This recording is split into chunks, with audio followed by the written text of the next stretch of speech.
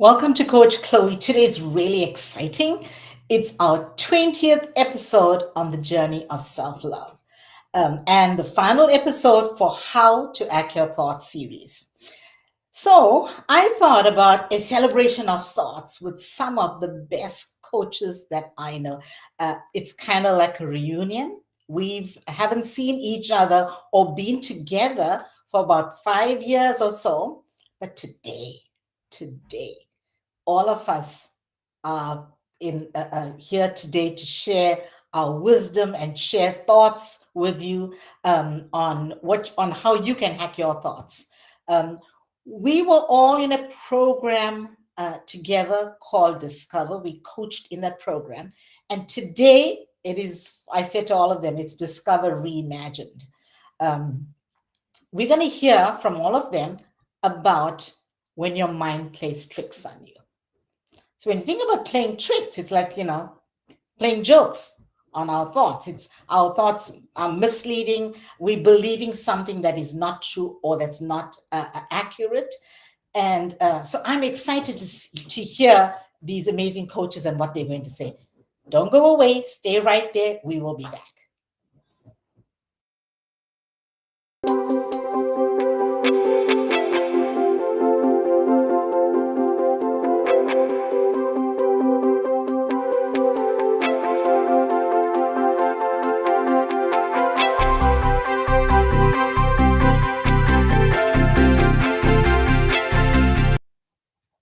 Welcome back to Coach Chloe. So today we're going to talk about when your mind plays tricks on you. I went in Google and I put in the word, playing tricks. I thought, let me start there with playing tricks. What does that mean? It means to confuse someone or to cause problem for them. Imagine that's what our mind does to us sometimes. It confuses us and it causes problems for us. Our ears must be playing tricks on me, or fate played a cruel trick on me. And so there's a lot of a lot of spins on the same concept when your mind plays tricks on you. Today, we have, like I said, four amazing coaches on the show: KJ, Steve Tulowitzki, and Julie Davidson. You've seen them before, you've experienced them before. I'm thrilled to have all of you in one room. Welcome. Thank you. Thanks for having us. Yeah. Well, KJ, let's do this here. Okay, right. So before we get started, just one or two words of hello, hi, and how does it feel to be back together like this? Who wants to go? Hermana. Hola, everyone. It's Wow. Julie, and I am delighted to be back with all of you. All I'm missing is my pot de crème chocolat.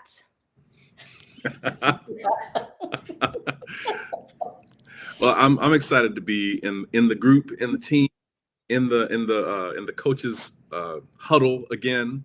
Um, what do we call it? We were huddling. We were Plumping. Clumping. clumping. Oh, Yes, today we can clump. this is a official clump. Yes, this is Yeah, yeah. and so I'm so excited because I get to see some of my favorite people in the world again, and we get to play on the playground of this coaching space one more time.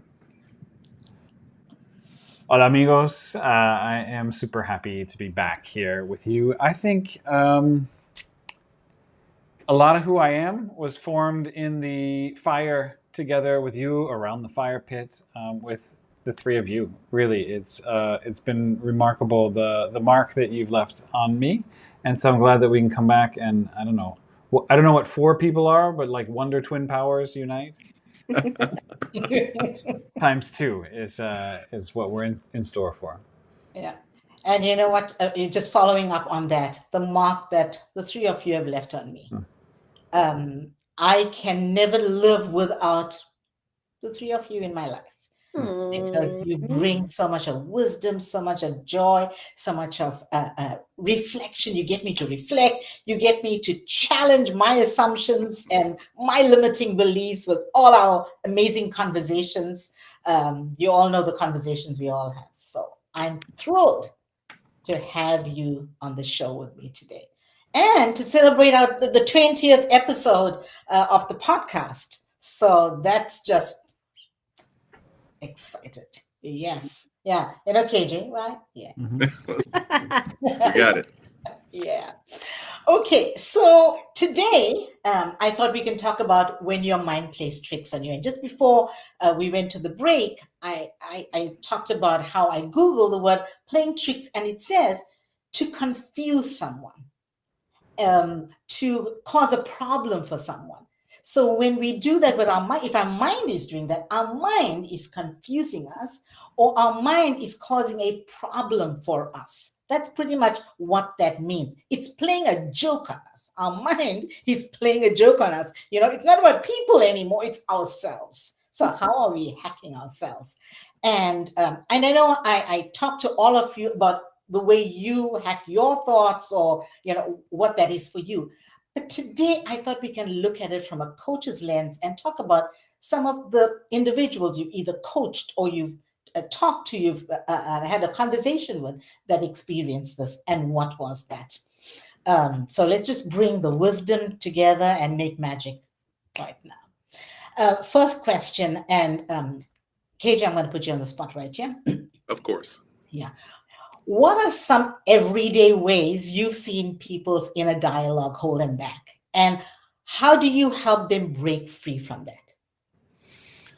Holding back is typically a fear of fessing up to something that they are already aware of, to me. And my favorite thing to do is, what is a thing that you really, really want to talk about, but you're afraid to? And it typically cuts a couple of layers underneath that facade of everything's okay. There's nothing to talk about.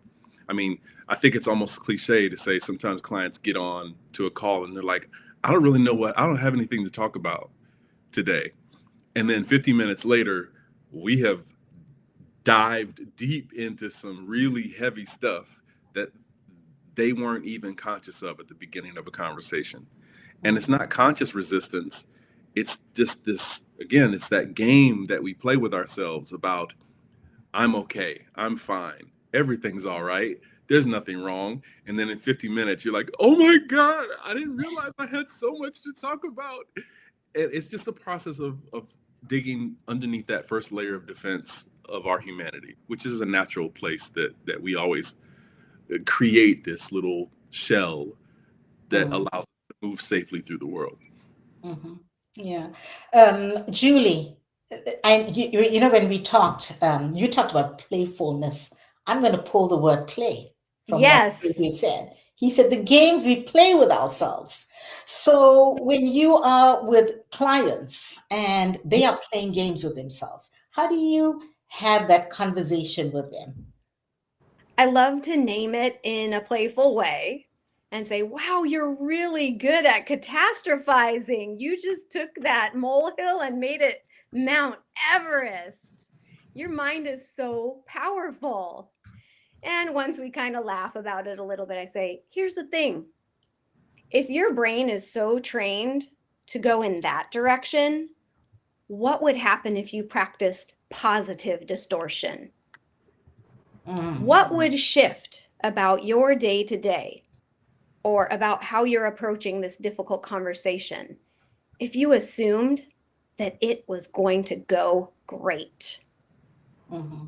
And from there, a client's resourcefulness, playfulness, creativity can flow where previously they might feel really, really stuck and they might be needlessly suffering because of those tricks, because of that playing that the mind is doing without being corralled and redirected.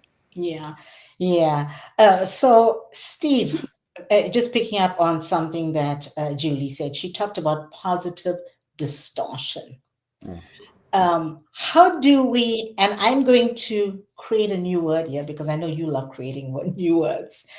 How do we de deconstruct the distortion to reconstruct our thinking? how do we deconstruct the distortion to reconstruct our thinking? I do like this tool that is called, it's an ORSC tool, so you probably like it, Julie. High Dream, Low Dream. Yes. So, when someone has a goal or something that, an experience that they're contemplating having or in the middle of, like to ask them to identify what is their high dream. If everything went beyond your wildest imagination positively, this super positive distortion, what would be happening? And then you have them capture that on a sheet of paper. It's nice to think about it. And then the deconstruction part is now you have them think about the low dream. If that molehill becomes a mountain, you catastrophize, and everything really goes to shreds. What would that look like? And then I have them stay on that back side of the paper and list all the evidence in their life right now that tells them that low dream is going to come true. And they flip over and they write all the evidence, the bullet points of what are all the things that tell them that the high dream is going to come true. And then you can simply ask, like, what are you closer to right now? And what do you notice now? So you've sort of set the boundaries for what could happen and then ground yourself in reality. It's kind of a magical thing to do with one-on-one clients, really great to do with the whole team. It feels like you're setting boundaries, but then you being wildly imaginative. So, KJ, how can we set boundaries and still be wildly imaginative? Oh, I think boundaries can be wildly imaginative. I think inherently, we tend to think of them as limiters, but in my experience, a constraint can create imagination. You think about if you only have so many tools to work with, now you have to build with what you have. And think about what we did as children. As children, I grew up with cardboard boxes. Sometimes I played with the wrappings at Christmas time more than I played with the toys. And so a childlike imagination may look at a constraint as an advantage, as an adventure. And so even if you necessarily create quote unquote boundaries, within those boundaries are the constraints that force and sometimes compel a creative response. Yeah. Julie, let's hear, how can we get our clients to play in a wildly imaginative place with constraints, with boundaries? What does that look like? It looks like helping a client get to clarity about what their boundaries are. As much as we like to think we create a safe space, we have to create some conditions so that they can claim that safe space for themselves and imagine how they can create safety in other environments outside of the cozy coaching container. And within that, the creativity can flow because they're the ones giving themselves permission. And we are simply, on that sideline, cheering them on, asking them some tough questions perhaps, and adding to what they've stated, what they might have articulated lightly that we can then amplify. Yeah. Steve, to create conditions to have this kind of conversation, what do we need to do as coaches?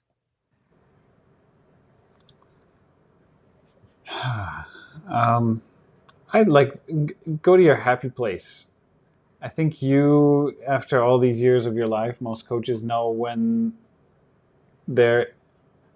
what they need to do with their body, with their space, with their place, with their mind, in order to get to a place where you can really focus on coaching. What I like to do is go for a walk outside. I know a lot of people maybe were expecting we're going to get on a video call like this. I actually don't think that's very conducive for imaginative coaching. So I just give my clients a phone number. And I invite them to go for a walk. I go for a walk. I think also what you can do is be honest. I like to ask every person, how are you feeling right now? And good, bad, fine, okay, terrible, wonderful are not feelings. It's like, what are the emotions you're experiencing? And then I'm honest when I have something terrible just happened to me or something wonderful happened to me. It clouds my thoughts because it's so present with me that when I can share it with them, it takes a minute. It opens up, it models a little bit for them how they can be honest, but it also gets me in the state where we can have a good conversation. Mm. I'm going to pick up what you're saying, and I'm going to just follow that thread. There's a saying that goes, "Physician, heal thyself." Mm. Ooh. And we are coaching our clients, but sometimes we dealing with stuff. So what have you noticed about yourself when you are trying to create these conditions for your clients? What are you noticing about yourself? What is tough? What's tough for you? Or what's a moment of realization or awakening or revelation? KJ? Wow, I think my experience of what happens in me during a conversation where I am confronted with, and this happens all the time. I would almost venture to say every time I'm in a coaching conversation, there's a mirror going on for me in the conversation where I'm in support of a client. And the parallel path is it's such a I expect it at this point. I'm actually surprised Mm, sometimes when it's not there because I think it's the mutuality of a coaching conversation that creates the momentum and the power of the coaching mm, transformation. It's not that there's any superiority or answers in me. Um, Shoot, sometimes I don't even know what the questions are going to be until I'm in it, and I'm mm, wondering about the question myself.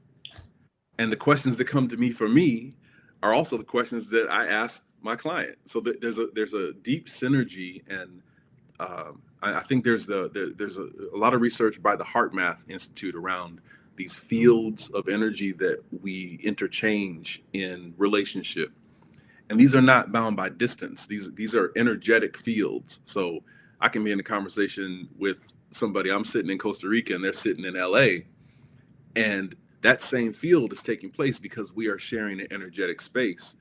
And mm, so the challenges that I'm facing are almost identical, if not exact, to the challenges that my client is facing. And we would not have talked about them prior to that conversation. It's very magical. And it's always something that I reflect on afterwards because I realize the very thing that we discussed in service of them addressing their challenges, I can now bring to myself in my own, which I think mm. is a super powerful uh, practice of mutuality. Yeah. And how do we separate magical from coaching? We can't. We can't. It's Try as you might. impossible. Try as you might. It's magical. Those moments that happen in the conversation, we surprised at those moments as well. Um, Julie, what about you? Physician, heal thyself. What about you?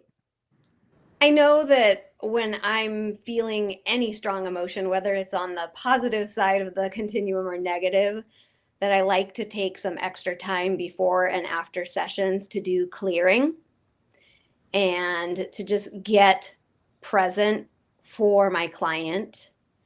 And as KJ mentioned, there can absolutely be parallel process happening. And all of us as trained coaches within our first weekend or module of curriculum, we learn that evergreen skill of self management. And I like to say I have the pleasure of practicing self management every single time I get on a coaching session because I have that bubbly, vivacious personality. I'm like, oh my gosh, if you were just like a friend that I was meeting for coffee, I'd be very much engaged in, girl, that happened to me too.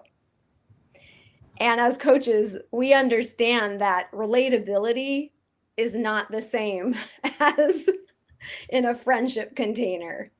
And so that magic and that synergy can be happening. And I like to channel it and fuel the kinds of questions that I ask and the space that I hold for my client. Yeah, yeah. Steve, what about you? I think it's remarkable to have a vocation, a profession, a way of making a living, which is actually healing yourself. Like the image comes to me of maybe the kettlebell trainer, right? When you're teaching the other person how to use a kettlebell, you're getting the workout yourself. Mm. Coaching is kind of like that to me. I agree with what's been said. I think, we're all connected. So everyone's problem, everyone's dream, everyone's opportunity is somehow also, I have a stake in that opportunity. And I can see it in myself if it's present right now, or it has been in the past, or it's going to be in the future. And what's so cool about being a coach is, like, if anyone listening, your friend has a problem, you know exactly what they need to do. But when it's your problem, you have no idea, or you're resisting what should be done. So coaching is a little bit the same way. Like KJ, like you said, I know what question to ask now because they're presenting, and I care about them maybe more than I care about myself when my mind's playing tricks on me. It's trying to confuse me in that way. Yeah. So I love that piece. And then I know that anything that might be my story that I share with them is simply an offering so that they have their own language, or they can find resonance or dissonance or assonance or consonance. I just added the last two for fun. And then just as a way to give them access to their own story in some other way. So I think there is a myth of like, you don't ever share anything about you, and how can you create intimacy if you don't put down your own armor? And so, yeah, that's what I have about that. So, when we think about physician heal thyself, there are two minds we are hacking at the same time. In that magical space, two minds are being hacked because minds are playing tricks. Two minds are playing tricks on each other. It's a game. It's a game. And it's sometimes that game is not fun. Sometimes it can be fun, especially when it's going well. But sometimes it doesn't go well. So can you maybe share a time when you helped someone change their self-talk because their mind was playing tricks on them, and how did it end up making a difference in their lives? Anyone, whoever wants to go here. I'd love to jump in on that. I'm a big fan of having people take different geography or a different physical stance in the coaching session. So, Steve, definitely taking your suggestion to walk, even though I'm a fair weather exerciser and winter is coming. And even when we're in a contained space with four walls, it's possible to really change up someone's experience and someone's perspective in a pretty radical way just by having them move around the room, experiment with what it feels like to sit in a different chair, to stand, to take an asana from my yoga practice, to lay down. What does surrender look like? And that can really unlock the body wisdom that in turn can unlock that trap or trick that our mind is playing on us. Oh my goodness, Julie, I love that. Laying down, and what does surrender look like? Oh my goodness. I just a visual, the visual of laying down, and that's it. Whatever is going to happen, let it happen. What I love so much about that, Julie and everyone, is that client's going to remember. Oh, shit. Time I was laying down in the office, or, if it's in their house, every time they walk by that place where they were laying down on the floor, this insight, this intention, the takeaways from the coaching, the magic is going to be available to them in that space. Yes, they have a touchstone. I know, I just moved to a different town, but in my old town, I have people's stories. I have little things that happen with my clients at this street corner and at that Noel and at this coffee shop. It's like those people's stories are reside all Mhm. Yeah. over, all over town. Yeah. Yes. I love that. Yeah. And, laying down or doing something out of the normal is memorable. It's an experience. You want them to feel it somatically. Hmm. What is this? So Hmm. they don't forget. Because just words sometimes it goes in, comes out. How many conversations we have all day long? We're Right. talking all the time. Obviously, coaching conversations are very impactful, but bringing that somatic awareness and tying that to some mind shift or behavior or some emotion, that makes the difference. Um, I had a KJ. Yeah. variation on that geographic shift to um, something that's called voice dialogue, and I've Mm. seen it called some other things over the last couple of years, but I discovered it as voice dialogue through Hal Stone, I believe is his name, Mhm. and Hal and Sidra Stone, and in a similar circumstance, I had one client recently who was just going through some really difficult stages of life transitions and a lot of regrets, and she was having some serious mood swings. And as I observed her, this is all over video, I asked her to pull up a chair, and she pulled up a chair next to her, and she was like, what are you doing, KJ? And I said, well, I want you to invite your younger self to sit down next to you. And she was like, okay, I'm just gonna go along. I don't know what you're up to, but okay, I'll just go along. And I said, well, I want you to have a conversation with her. I want you not to look at me. Don't look at me. I want you to look at your younger self sitting next to you, because she's sitting right there next to you. And I want you to tell her what she needs to hear right now. Mm. And she got out of that mood almost instantly. It was like a physical sharpening of her spine. And she began to speak, and tears started to come to her eyes as she spoke her own wisdom to her younger self. And as she was talking, she literally said, oh my goodness, I can't believe I just said that to myself. And she bust out laughing as well, because it was such an insight. It was there the whole time. Mm. She just didn't have the the framing to discover it in herself. Mhm. And she had the whole session. She talked for like 30 minutes all to herself, and then she journaled it, and I sent her the recording. But really powerful geographic but also psychological shift in her, where she saw herself. Like she could literally look at herself over here and separate her wisdom from the person who's going through something, and then Yeah. bring them together, which was beautiful to me. It was just Yeah. beautiful, magical self-coaching in that process. And I just sat back and watched, and it was enormously um, healing to me, because Mm. I discovered that practice in my own self development, and I began to process some things that I was going through by having conversation, just creating my little council of Kevins around me. And I talked to like 8-year-old Kevin and 13-year-old Kevin and 18-year-old Kevin. And like, hey, so how we doing, y'all? You know? and it's such a powerful practice, because it's reflective, but it's also like, it's almost like looking at your future self and your past self and all Yes. of the developmental stages, and being honest, like, hey, you didn't know nothing when you were 18, but you thought you knew everything, didn't you? and just truth telling in a way that you let down your guard, because it's you. You're Mm-hmm. Mm. talking to yourself. Yeah. Yeah. So And I just wanted to add that. Yeah. if I can build on that, KJ, your 18-year-old Kevin from your coven of Kevins or council of Kevins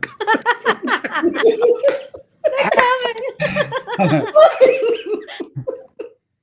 had, that 18-year-old has all this curiosity and, I don't know, athletic ability and playfulness and hormones and all kinds of stuff that is still part of you. That's part of getting the perspective that you need out of this. And your inner child, has this carefree playfulness and this innocence. And then we've got our critical parent who is going to be scolding us. And so I just did a program, Ken Mossman. Go do Ken Mossman's I Am program. It was life changing for me, and he has us work with all of our different parts. And there's this process called a mingle. I had him do a coaching session for me. I was struggling with something, and he had me tell him about it. And then the mingle was, I actually sat down on the sidewalk in my neighborhood somewhere, and closed my eyes, and he asked me some questions. And then I asked my inner child. I asked my carefree adolescent. I asked my nurturing parent. I asked my integrated adult. And they all had different pieces of wisdom, and the answer just came instantly to me of what I needed to do. And it was setting a boundary in a place I hadn't set a boundary for years. And I didn't have the courage to do it before. But this mingle was made it a no-brainer. It would be weird to then not enact what I had come up with, in fact, from all of my different parts. Wow. So, as the three of you were talking, here's the concept that came to me. This is called time travel coaching. It's time travel. That's exactly what we're doing. Going back in time, coming forward, just, visiting our past self, future self. And that's what it is. How do we access the wisdom from the past and bring it to today? And also access the wisdom of the future that we haven't even lived as yet. Yet we know the wisdom of the future so well. We know it. But that's just the whole geography. There's something about talking to the inner self, to the child of 8 years old, or the teenager of 13, or whether you're a Gen X or a millennial, or that part of you. And the safety there is called psychological distancing. Because then you are now objective. You're not feeling where you are at the moment. That child is seeing this person. And that's a psychological distance. You're separating the emotions as well, because you that plays. So powerful. Oh my God, powerful. Well, there's some extra juiciness in this, because what we're talking about doesn't exist. Like, time is not a thing. We constructed it, so we created these boundaries and limitations on how we can show up, but we're infinite beings. And this is going to feel very matrixy, but we are always time traveling. When we worry, we're time traveling. When we vision ourselves, we're time traveling. When all these things are us playing on that continuum that we call time, but we are in the future. It's what allows us to create ideas. We are in the past. It's what allows us to stay grounded. And so there's this constant tension of being that we're navigating as coaches, but also we're ushering our clients through those moments of recognition of who do they want to be.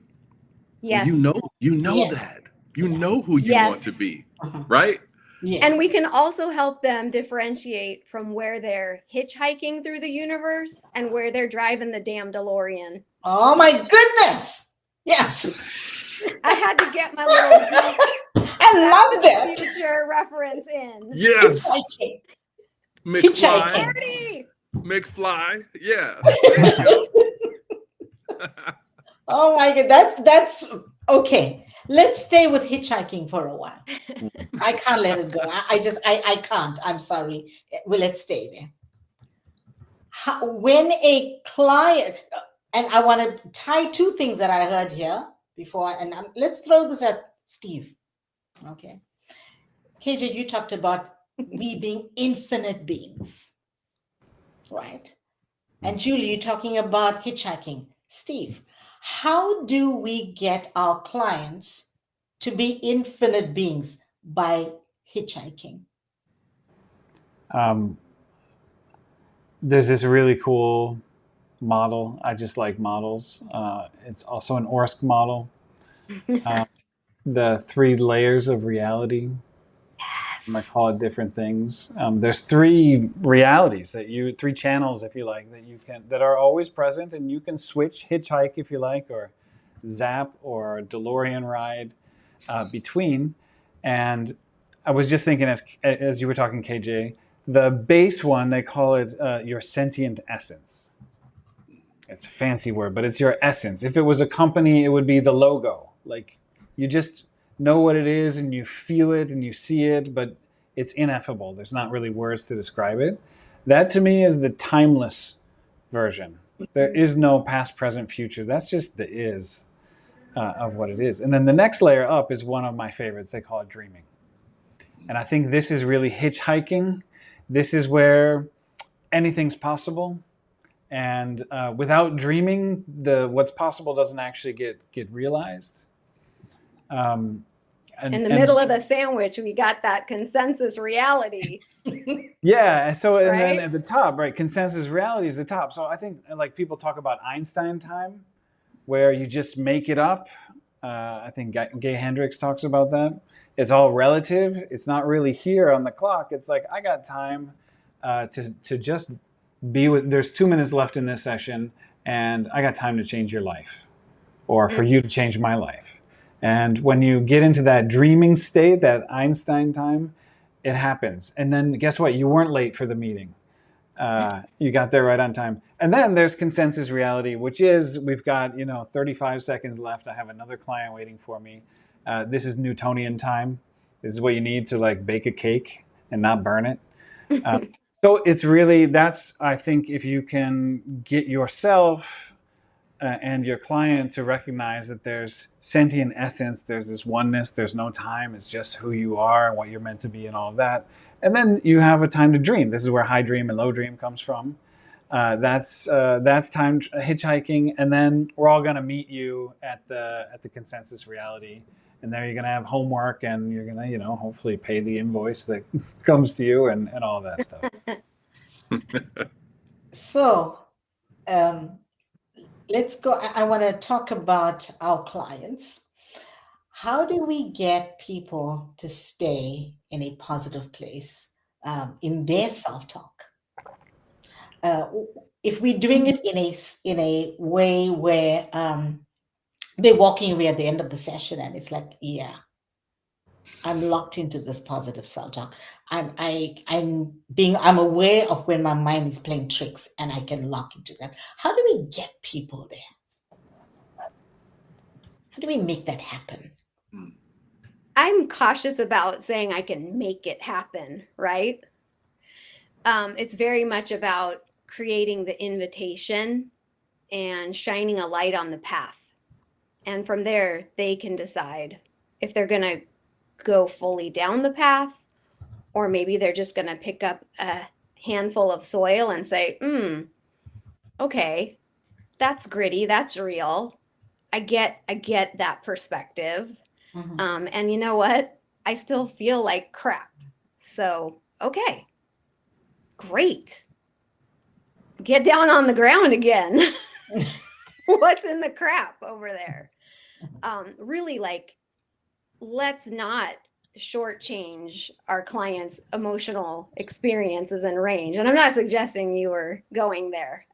I just know for me, as an extremely extra positivity person, I can occlude and obstruct my own emotional range because I don't want to feel those ooky feelings. And I think that there's a kind of cleanliness and a rigor that my coaching practice brings where I'm constantly being reminded, let them go where they will. And yeah, shine that light, play with perspective. And sometimes there's just not play in them. you know? Yeah. Mm-hmm. So, especially with my female identified and born female clients, there are so many messages that we're receiving. We are bombarded with these messages to not feel our feelings. Feelings aren't safe for us, let alone for the people we care about and that we need to impress and be okay for. Mm. So I absolutely stand on the ground of it is okay to not be okay. And this is your space to let loose with that not okayness. Because you know what's on the other side of that? Okayness. Hmm. Yeah. Mm-hmm. And you know what? There is no silver bullet. There is no silver bullet. We don't know. In every session, we don't even know what's coming. And where we're going, we don't even know. We don't even know what's going to trigger us as coaches and where our mind is going to get, it's going to play tricks on us, not just this. So being okay to be not okay. So here's another question, and KJ, I want to put this I, question I to would you. I would posit something though Okay. in that same light. Um, if there is a silver bullet, if there is one, Mhm. it is yielding to the process of elimination. Mm. Mhm. I say elimination in the most risque possible interpretation of elimination, Like number which two? is number two. Yes, Yes. I knew it. I'm right. So it's something that it's just so weird to say this out loud, but this has been on my mind a lot lately. And the idea that every system in our body is designed to intake, process, and eliminate. Mm. Mm-hmm. Emotional, psychological, physical, mental, our Fine. brains, if you watched Inside Out 2 and 1, it's designed to parse away the unused portions. It's designed to eliminate the underutilized items so that it can optimize performance. That's how our body is designed. It heals itself so that we can be optimized. And so emotionally, elimination could be that silver bullet, but that requires us to have some kind of availability to that metabolic process. Emotions are a metabolic process. It's moving the influences outside that happen to us internally back out of our experience. And Mhm. as soon as we process our sadness, we can get our way to joy, but not Mhm. before, no Yeah. Yeah. sooner, no Mm. faster.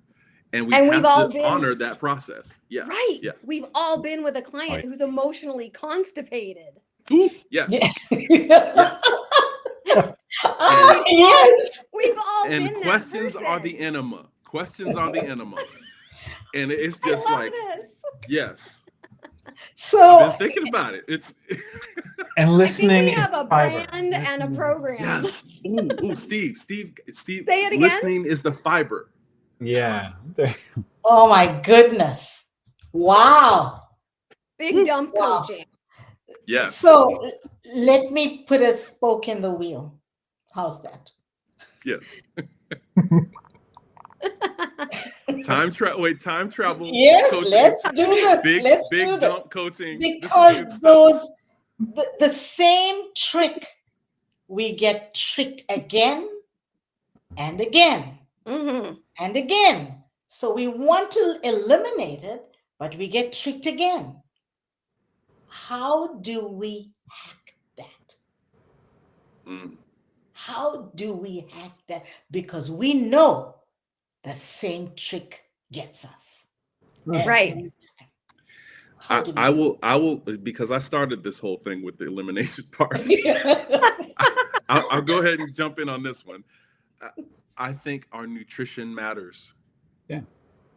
What goes in does determine what comes out, what gets retained, and things that are nourishing to us get retained and embody us and begin to optimize us. And so when we get into these stuck places and the constipation experiences, it's often because we have been feeding ourselves things that are not conducive to metabolic processing. Yeah. And so our emotions can't flow because we're not feeding ourselves with the right kinds of inputs that would create the kind of flow and process. that would be natural and health inducing. And I would say it's probably an epidemic. We're using a metaphor about food. And, our society, Western society, where we're not sitting at the top of a mountain in a cave in full lotus, for 20 years in a row, really kind of makes a lot of money when we have this junk food, when we have bad news, when we think it all up. It's so sad.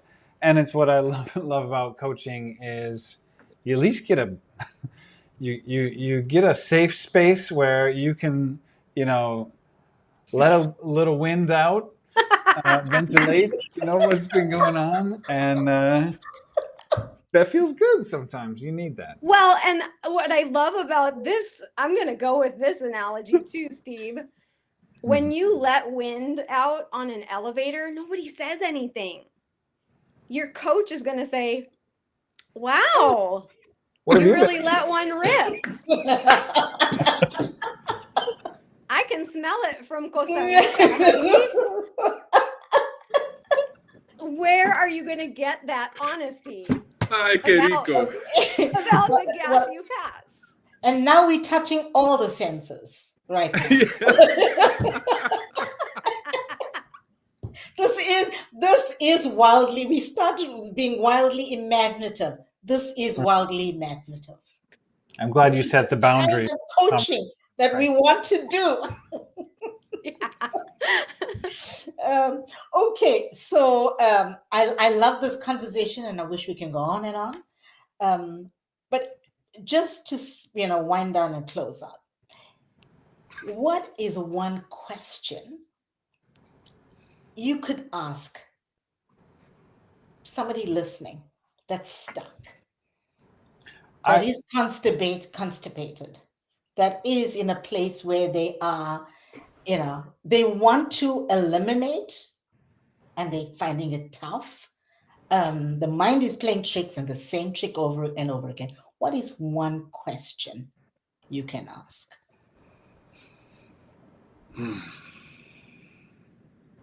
I'll offer up a question that was posed to me by another coach at Discover that we know and love. Kendra, what's keeping you from just shitting the bed already? I came to her time and again like, oh, what I might do, and I'm so nervous about, and what will they think?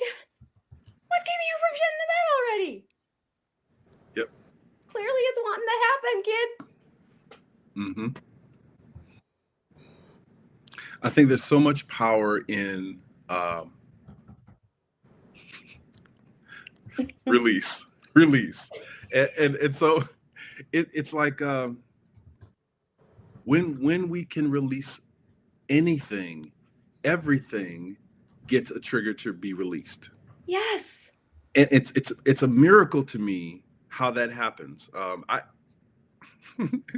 can't believe I'm sharing this. I was on an ayahuasca retreat a couple years ago in Costa Rica, and one of the things they talked about, and one thing, if you ever do ayahuasca, and you'll hear a lot of these testimonials, is that you're gonna throw up the ayahuasca in most cases, not all cases, but that's a form of elimination. Yeah. So is sweat, so is crying, so is yawning, so is farting, and so is shitting.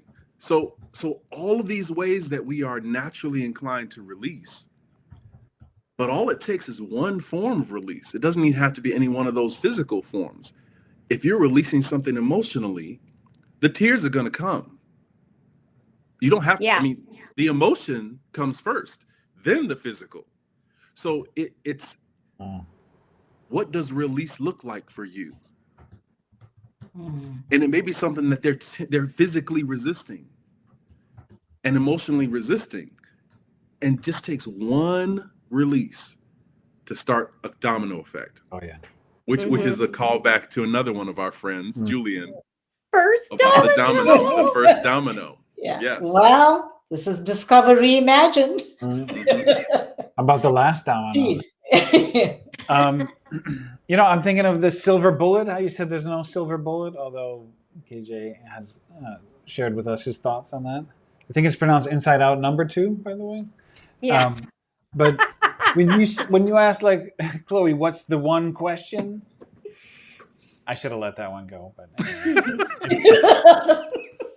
What's the one question? It's kind of makes me think, what's the silver bullet question? And I think it could be anything.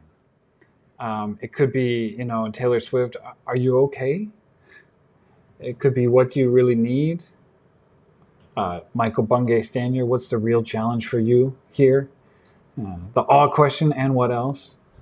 I love to ask at the end, like, what was most, this is yours, I got it from Chloe. What was most useful for you from our talk today? I think it's just, the question will come when you are present and you're occupying these 3 levels of reality, and the client is there, and the setting is right.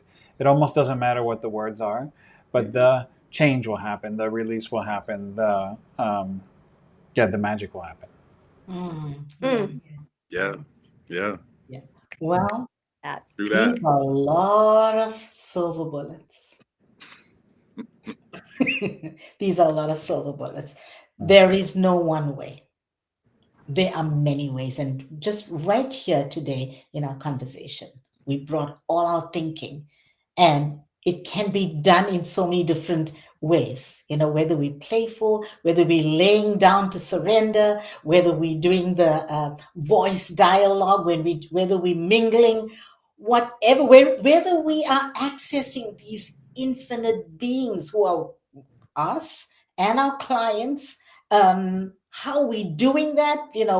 Hitchhiking, whether we are in the 3 realities, where are we? And what is, if there is a silver bullet? And sometimes the silver bullet changes. I know, like, sometimes, like with me, if I'm trying to hack a thought, or my mind is playing tricks, I try to anchor down on one thing that's going to help me, something simple. Yeah. And after about a month, I get so immune to it, it doesn't have its power anymore. Then I have to find the next thing, Steve, I think you wanted to say something. Oh, yes. If there is a common thread amongst all of the hacks that we talked about today, it's connection. You can't do it alone, and if you think you can do it alone, it's because somebody else taught you how to do it alone. So they're there with you, or it's the book that you're reading, or it's a thing like this. But, like, if there's a silver bullet, it's just be with somebody else. Amen. Yeah. So, to close it, I'm going to ask you all to share your closing thoughts. There's a lot of people listening, and it's not just on YouTube, but on different platforms as well. So what is your wisdom that you want to leave?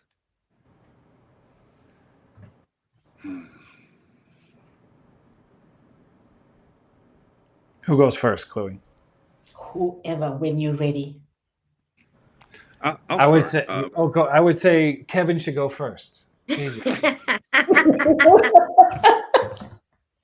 Well played. I think I instantly default to stay curious, stay in the curiosity. You said something just a second ago, Chloe, around the question might change. I can't tell you how many times I thought about a question that I might ask someone, and in the moment, an entirely different question, unrelated, unaffiliated, not even close to the question I thought I might ask, comes up. Mm-hmm. And so just staying in that moment, staying curious, staying available, be a conduit, be a vessel, and the question will present itself. Just available to ask it. Yeah. Beautiful. I'll bring back one of my favorite elements of Discover, and that is embody Ubuntu. Sometimes you're going to Ubuntu with your former self, your 18-year-old self, your future self. And that is a form of blessed community to tune into and to connect to. Mhm. And other times it takes, all kinds of other forms. And it is a powerful antidote to the isolation and the suffering that we can unwittingly sign ourselves up for. Mhm. Chloe, can you describe Ubuntu? I know it's from your homeland. Yeah, it's from my homeland. And every time I stand in front of an audience, I start that way. Mm. My name is Chloe Timothy, and I'm South African. And in my country, we have a word that's called Ubuntu. Ubuntu means I am who I am because of all those around me. That's my opening line.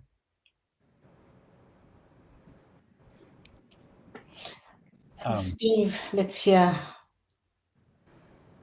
I think if I ask myself what was most useful from this conversation today for me, just the joy and love that is here in our conversation. These are not my words, but if you do what you love, you'll love what you do. Mm, yeah. Yeah, so I love all of you. I am me because of you who are around me, and that includes everyone I never met who might someday watch or might not watch this conversation. Okay. Well, thank you all for, yes. Gracias. Yes, we have to end that way. We started there, we ended. We have to close the loop. Thank you all for being on the show. We're definitely going to do this again. There's so much of wisdom here. And we can make such a difference in the world. Thank you. I'm ready. Yeah, I mean, Let's do it. there's something happening here, and I can feel it like this. It's feeling something. I got Um, flux capacitor in the shop, but it should be out soon. yeah. Where we're going, we don't need roads. We don't need it. We hitchhikers. Yes. So, KJ, from KJ, we had stay curious, be available, be a conduit. From Julie, just embody Ubuntu, tune in, and just stay connected. From Steve, there's joy and love in conversation. And if you do what you love what you do. So I know there are many silver bullets, and there is no silver bullet because there are so many silver bullets. And to all of you listening out there, take what is meaningful to you. Take what resonates with you.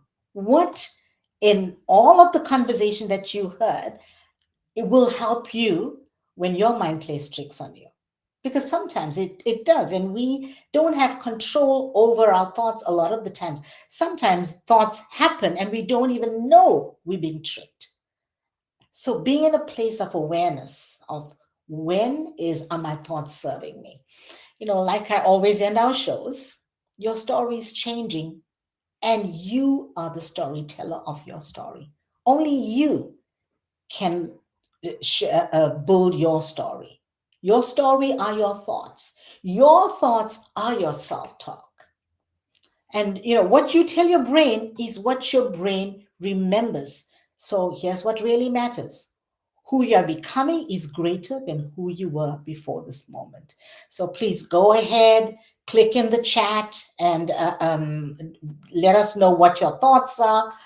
We, the four of us, will definitely be back for our next series. We launching something wonderful, something that's exciting, and it's a gift. So big surprise coming your way. Have a wonderful week, and we will see you soon.